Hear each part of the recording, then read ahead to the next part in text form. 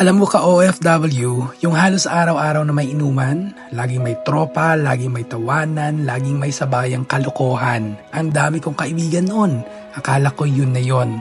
Akala ko habang buhay ko silang makakasama. Pero nung nagdesisyon ako maging OFW dito sa Singapore, ayun, unti-unti silang nawala.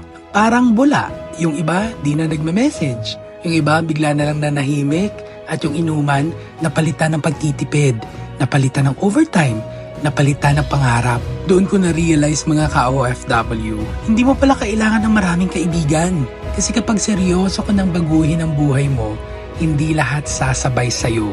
Yung mga dati mong kasama sa gala at gulo, sila rin pala yung unang mawawala kapag hindi seryoso ka na sa goals mo. Pero alam mo, hindi masama yun. Maganda nga yun eh. Kasi habang naglalakad ka mag-isa patungo sa pangarap mo, makakakilala ka rin ng mga taong pareho mo ng direksyon. Yung mga hindi lang puro inom, kundi may ipon. Hindi lang puro gala, kundi may plano. Mga taong hindi lang sumasabay sa trip mo, kundi tumutulong sa'yo para maabot ang goals mo. Mas okay ng konti ang kaibigan, basta totoo. Basta pareho kayo ng takbo ng buhay at pangarap. Tandaan mo ka OFW, hindi sukatan ng tagumpay ang dami ng barkada.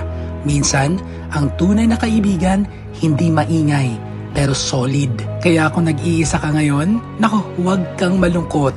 Baka hindi ka iniwan. Baka nililinis lang ng Diyos ang paligid mo. Para pag dumating yung tunay mong mga kasama sa buhay, may space na sila sa kwento mo.